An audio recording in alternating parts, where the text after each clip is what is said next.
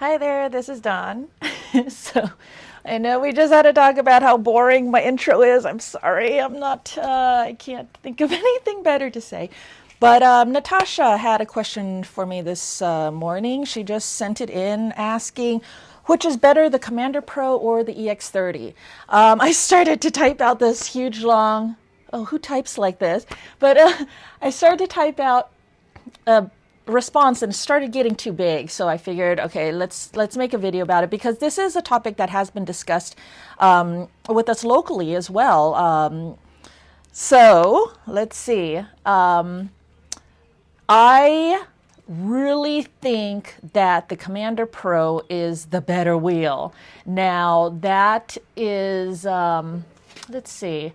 I actually had only ever tested the first version Commander Pro, the one that I made all the my Commander Pro videos on. That was the one and only Commander Pro that I ever tested. I had never actually got to test the version 2. But I mean, the version 2, I don't think they changed any of the core things on it. They just changed all of the other stuff on it, like the sharp handles, the way that things were, the motor wire was routed into there, the inner mud guard, how they didn't have the right charge ports on there for 134 watt wheel, volt. I can't talk this morning. Oh my gosh. Anyways, you know what I mean. You know, the charge ports were wrong. The display, they improved the display so that you can actually see it better in the daytime. So those were all the trolley handle. They have a new trolley handle now. I mean, there's so much stuff that they improved upon in the version 2, and I actually never got to play with one, which makes me sad. But the core wheel itself, I believe, is still pretty much the same. And in that, I think everybody agrees that the Commander Pro is an amazing wheel. Which is funny, because I think I was one of the only people who said that at first, because everyone was just like dogging on the Commander Pro. Everyone was gung-ho about the EX30 and the Sherman S, and everyone was like, pooh, you know, the Commander Pro has the worst quality ever, and poo-pooing on it. And I was the only one that was like, you know what? Yeah, it has a lot of quality control issues and, you know, all this other stuff, but the performance on that Commander Pro was excellent. It was excellent, and I think it still is. One of the biggest things about the Commander Pro is that it's got the bigger battery, it's got the power, it's got the acceleration, but it is also the easiest one to ride, which means that the balance and everything on it is just tuned just right so that you can accelerate on it and ride on it and never feel like you're having to push or having to really lean into it in order to get that response. It is like right there. It's reading your mind. It's sensing.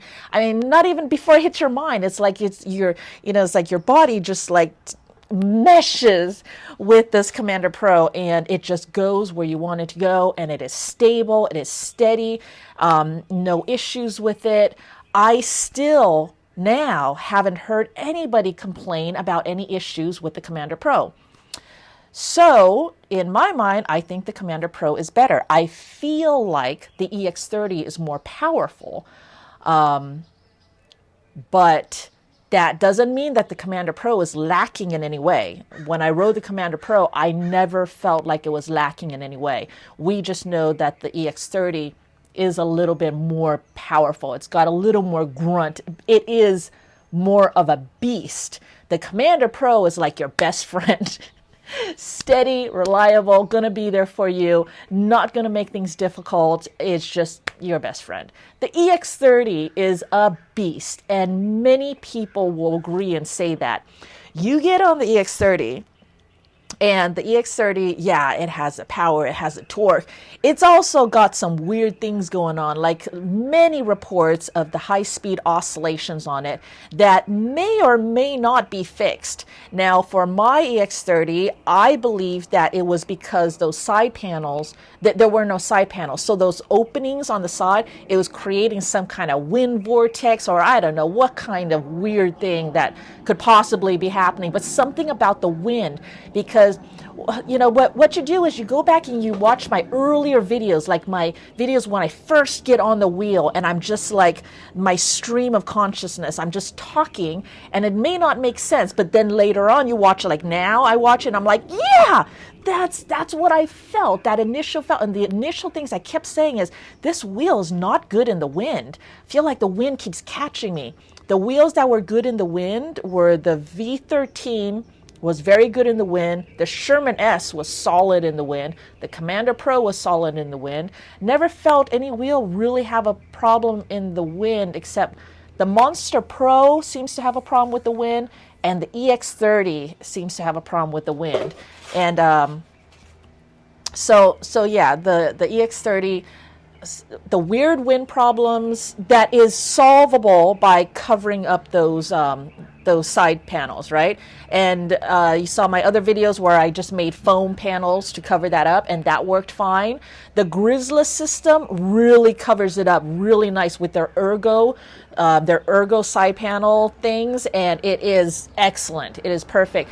The Grizzly system does add bulk and weight to the already heavy EX30, but it seems to also add stability. Like I do feel like when I first got on it after putting on the whole Grizzly system, then it felt heavier and it was like, oh my gosh, now it's so but you know, when I rode it, it didn't feel heavy and it felt fine, and it did feel like it added a lot of stability to it.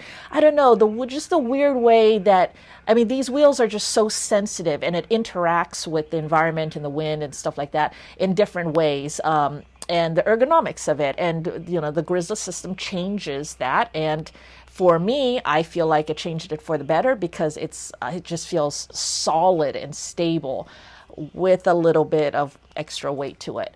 What was I saying? What other problems did the EX30, the shock has the stock shock has blown out for several people, and for really no good reason at all either. It blew out for me as well, and the biggest things that I've jumped on the EX30 is a curb. I'm not a jumper. I'm not a big dirt person. I did take it on some rougher dirt rides where it did crash a little bit, but just a little bit. I mean, these weren't big crashes.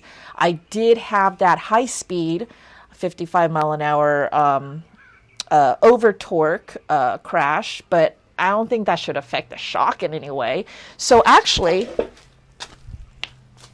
I have seeds all over it right now. So when the shock blows out, then I don't know. It's like, I don't know if you can see. I can't see my screen right now, but it's basically all this oil that starts leaking out of it and stuff.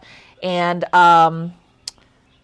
I contacted Millie, and she just said that it needs to be replaced. That it can't be I don't know. I feel like we should be able to service it, put new oil in it, because I don't think there's anything wrong with the shock. It just all the oil is leaking out of the seal, and so you know, if we can reseal it, if we can put service it, add more oil and reseal it. We just don't know how to do that. So if anybody knows how to revive this shock, then please let me know, because I think we would all need it. I think I know of 4 people's EX30s that their shocks have blown out for no reason at all, which is very disappointing. I haven't heard of the Commander Pro's shock system failing in any way. The biggest, the other thing is the wider rim. The EX30 has this wide rim, and it is a pain in the butt because a lot of people like to change their tires. I'm not that big on, you know, a fancy shock, although I do like I love my Fox DPS Evo, the gold one, on my Dirt Master. That makes that the bestest Dirt Master wheel for the dirt, you know, and so I love that. But otherwise, I'm not a huge, like, big shock person, and I'm not a big tire person. I ride just fine with the stock stuff, generally speaking. And, but Other people have tried many different tires on the EX30, and you take an excellent tire like the Michelin, oh God, what's it called?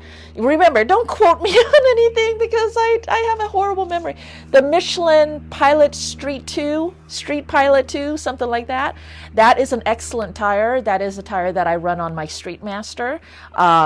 And a lot of people run that, and it's a great tire. But I think it was Roger that put it on his EX30, and because it's a wider rim, I think he did. Oh my gosh, I'm so bad.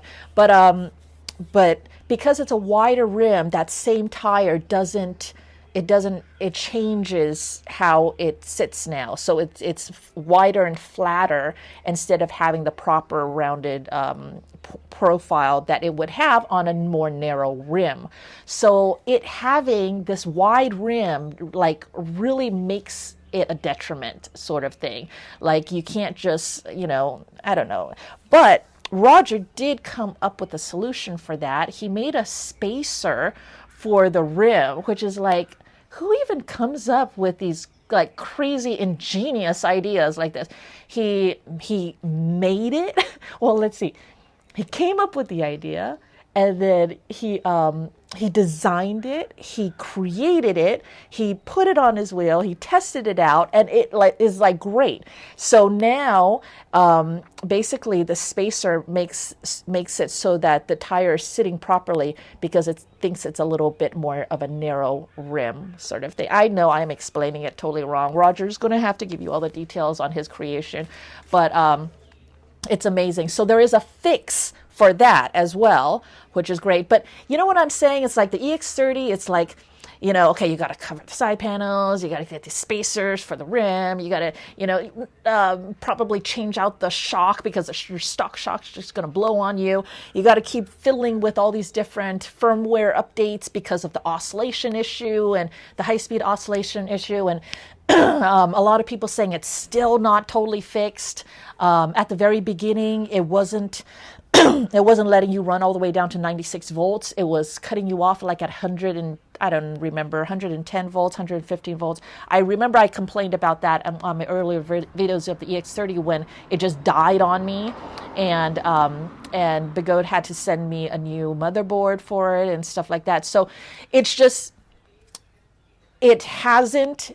none of these things are deal breakers for me. I love my EX30, but these are not things that maybe your typical, majority of riders want to have to deal with.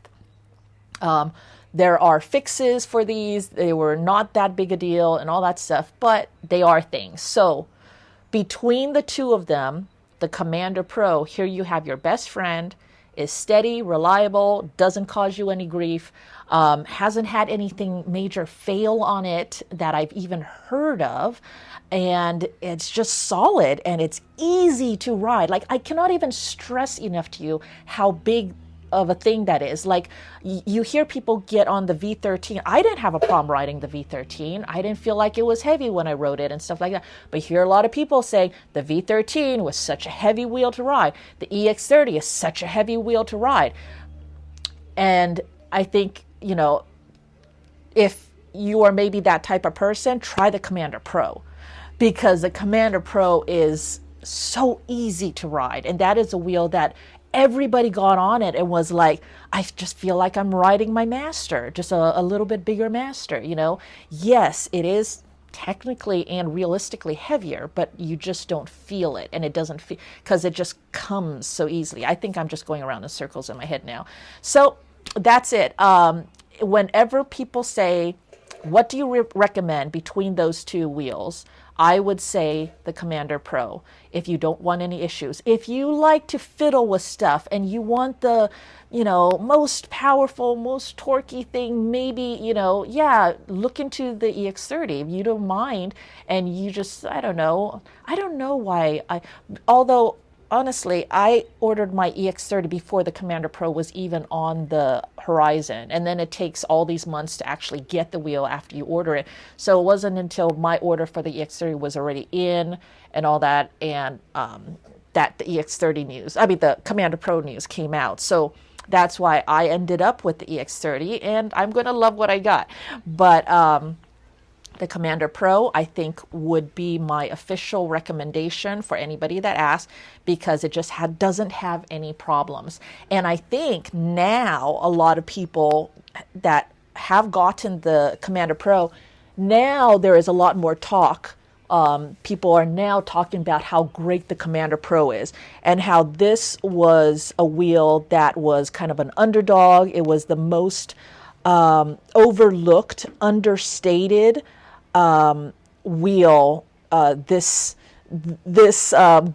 I don't know, this wheel go around, this wheel release go around, you know, with the Sherman S coming out, with the V13, the EX30, the Commander Pro, right? All four of these came out, and then people were like, okay, which one's the best? Which one's the best? I think the Commander Pro was the underdog of all that, and I called it. I said the Commander Pro is actually one of the best wheels out there.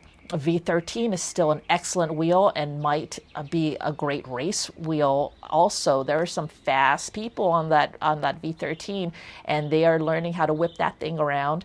The Sherman S will probably never be a race contender. It just is not fast. You guys heard how much it was beeping at me the whole entire time I was riding it, even with the high speed mode, their high speed mode enabled. Not that I'm poo-pooing on the Sherman S. The Sherman S is an excellent, stable, very stable. I had problems braking with the Sherman S. The Sherman S's problem was braking. That's the only wheel I had problems with braking.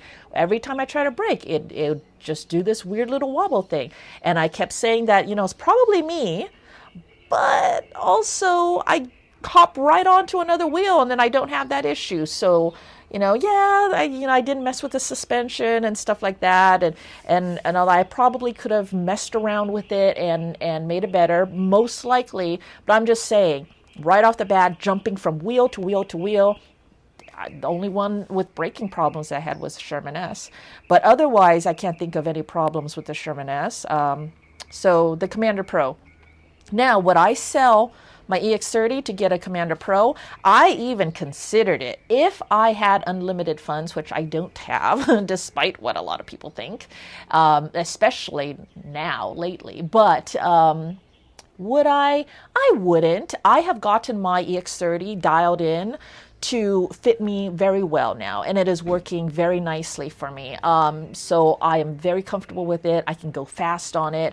The battery thing is great. It's not doing the weird oscillation thing with me anymore, although the fastest I take it is 53 miles an hour GPS.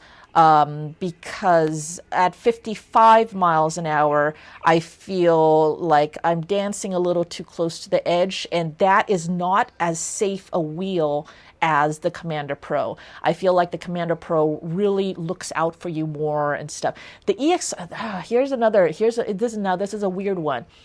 Other people have said that they felt this as well. At the higher speeds, and sometimes it's not even the speed, sometimes it's like, it did this to me the other day at GMR, mountain curvy roads, going uphill, taking a turn, probably in the 40 miles an hour range, and coming out of the turn, and I gunned it fast, and I leaned forward, and I got pedal dip. And it wasn't even like a soft, nice, gentle pedal dip like the Sherman Max or the Sherman S. It was like boom, boom. It was like quick. It's like don't. I don't know. It was scary. It was absolutely a pedal dip, and it absolutely was only in the 40s that it did it, and so it shouldn't have done that at all. Other people have, and me and other people have said that they felt like the pedals just go soft when you go higher speeds, which is an indication like it's getting weaker, or I don't know. I don't know. I don't know anything, but yeah, it just feels like it's getting soft, like it's losing power when you start getting into those upper ranges. So I still don't trust the EX30 that much for the upper ranges. I feel like in the mid 40s is pretty safe, but once you get into the 50s range, then it gets a little sketchy. versus the Commander Pro that I've never felt sketchy on it, and that actually led me to be a little concerned because I was like, I'm getting to a range where I should feel like it's being sketched, or I should feel scared. I should feel like, you know, I don't know that something is going to happen, but nothing ever did. But I didn't trust that because of so much of my experiences with the Begode wheels. So that was another thing with the EX30. I expect to get scared, and absolutely, like, it dumped me. I over torqued it, like, oh, I wasn't going that fast or anything, right? And I over torqued the EX30. I mean, how does that even happen, right? And then at upper speeds or going uphill and stuff, all of a sudden there's a weakness in it, and the pedals start going soft. You start getting pedal dips. Wait, are these called pedal dips? I think they're called pedal. Yeah, when it actually like dips down, you know, like that. So yeah, you expect to, you know, maybe get a little sketchy at the upper ranges with the EX30, and it tells you, and all of this without beeps, without it beeping me, without it giving me a warning. That is like, so bad, so frustrating. Versus the Commander Pro, I didn't get beeps on the Commander Pro either, really, but when it beeped, then the beeps were good and solid, and it was right. And so I barely ever got beeps on the Commander Pro, and but it never did pedal dips on me. It never dropped me. It never, although I didn't push it that hard because it was a demo wheel, wasn't my own personal wheel. So I didn't push it to the upper limits, but it always just felt solid and safe, which the EX30 does not. I have definitely pushed that one into the unsafe range. So I think I have rambled on way long enough about it. Those are my thoughts about the EX30 versus the Commander Pro. Also, let's see, between all four of them, between all four wheels, the V13, Sherman S, Commander Pro, and EX30, I think all the companies did an excellent job with these wheels. The V13 had some motor bolt issues. Let's see. Oh, that's the other thing. The V13, I took that through a lot of water, like a lot of water, deep water, and never had any water issues with that. So that is a really good plus with the V13. The Sherman S, lots of people having lots of problems with the Sherman S, which it was like one of the most anticipated wheels, and then like I think it kind of gave a lot of disappointments to a lot of people when it actually, but then I guess newer versions will be fixing all of that, so look for that. Let's see, and I don't think Larry, the Sherman S that he loaned me, I don't think his wheel ever had any problems, so it's probably not across the board that these problems occurred, but I have heard lots of complaints about those. The Commander Pro, I haven't heard any complaints about performance issues or anything with that one. And the EX30 had has a lot of performance issues and safety issues. Probably not for anybody that isn't pushing it into the 55-mile-an-hour range, honestly. So for the majority of the people, it's probably just fine. But I think everybody agrees that probably of all of them, the EX30 and the V13 would be categorized as the beasts, as the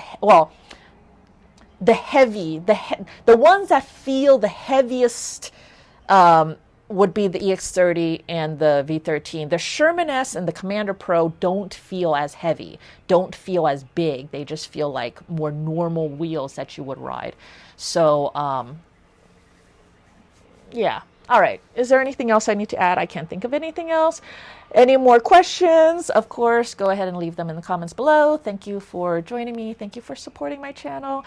And I will talk to you guys later. Bye.